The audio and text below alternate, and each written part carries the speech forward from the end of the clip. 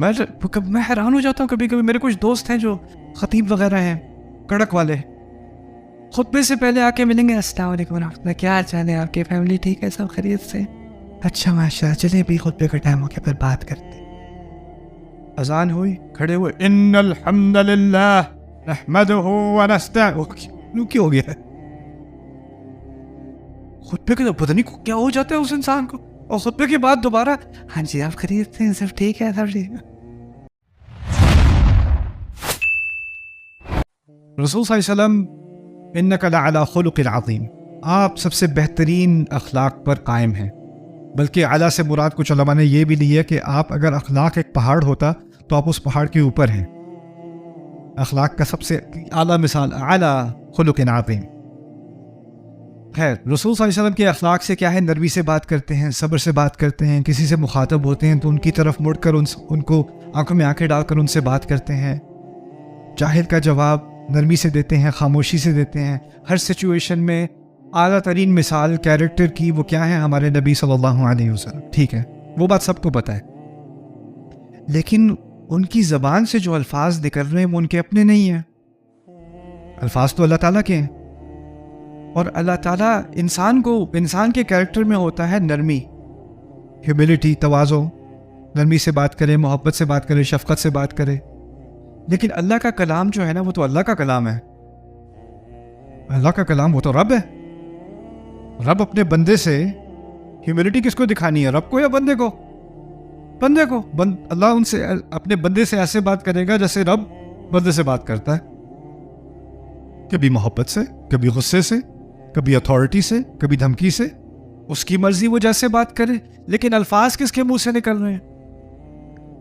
نبی کے منہ سے صلی اللہ علیہ وسلم. ابھی میں نے بتایا نبی کی نرمی, ان کا حسن خلق, ان کے اخلاق, ایک طرف ان کی نرمی, اور دوسری طرف اللہ تعالیٰ کا دیا جانے والا کلام جس میں ٹفنس بھی ہے, اس میں شدید بات بھی ہوتی ہے, اس میں ڈرانے والی بات بھی ہوتی ہے. یہ دونوں کبھی کبھی متضاد ہو جاتی ہے نا, اور یہ تضاد سمجھنے کی بہت ضرورت ہے.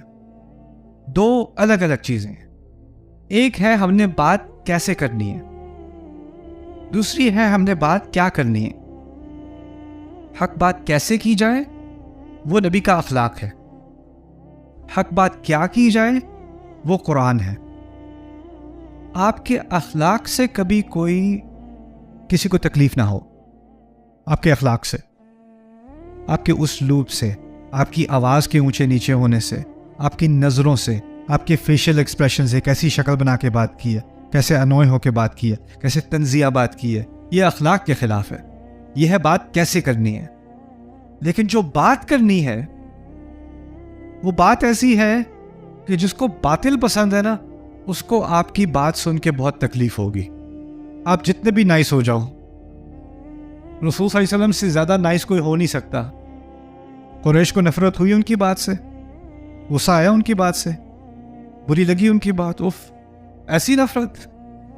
یہاں تک کہ مکے میں تو بس دو ہی چوائسز تھیں. جس نے قرآن سن لیا اس کے پاس دو ہی چوائسز تھیں, یا تو وہ مان لے یا وہ بالکل دشمنی پر اترا ہے. نیوٹرل تو تقریباً تھے ہی نہیں, یا تو اس طرف یا اس طرف. اور جو بیچ میں رہ گئے تھے وہ صرف وہ تھے جنہوں نے سنا ہی نہیں. مگر یہی دو ایکسٹریمز آ گئے تھے. اب تو یا تو اس کو بالکل اس کی محبت میں آ جاؤ, اپنے آپ کو دے دو, یا اس کی نفرت میں اپنے آپ کو دے دو. لیکن رسول کا کردار صلی اللہ علیہ وسلم جیسا سب کے ساتھ تھا ویسا ہی ان کے ساتھ تھا, ایک ہی کردار.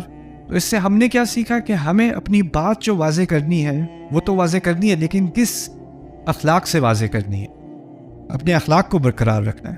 ہم کیا کرتے ہیں, حق بات ہمارے پاس ہو تو ہماری آواز بھی اونچی ہونی چاہیے. اللہ تعالیٰ نے کہا calm down bro, easy. میں حیران ہو جاتا ہوں کبھی کبھی. میرے کچھ دوست ہیں جو خطیب وغیرہ ہیں کڑک والے, خطبے سے پہلے آ کے ملیں گے, السلام علیکم ورحمۃ اللہ, کیا حال چال ہے آپ کی, فیملی ٹھیک ہے, سب خیریت سے, اچھا ماشاء اللہ, چلیں ابھی خطبے کا ٹائم ہو گیا پھر بات کرتے. اذان ہوئی, کھڑے ہوئے, ان الحمد للہ نحمدہ ونستعینہ. کیا ہو گیا خطبے کے پتہ نہیں کیا ہو جاتا ہے اس انسان کو, اور خطبے کے بعد دوبارہ ہاں جی آپ خیریت سے, سب ٹھیک ہے, سب ٹھیک ہے. کیا ضرورت تھی اس گرج برس کی؟ I don't understand. رسول صلی اللہ علیہ وسلم جیسے تھے ویسے تھے, ہر ایک کے ساتھ ان کا حسن سلوک تھا. وہ ہمارے اسلوب میں تبدیلی نہیں آنی چاہیے. بات حق جو ہے وہ ہے.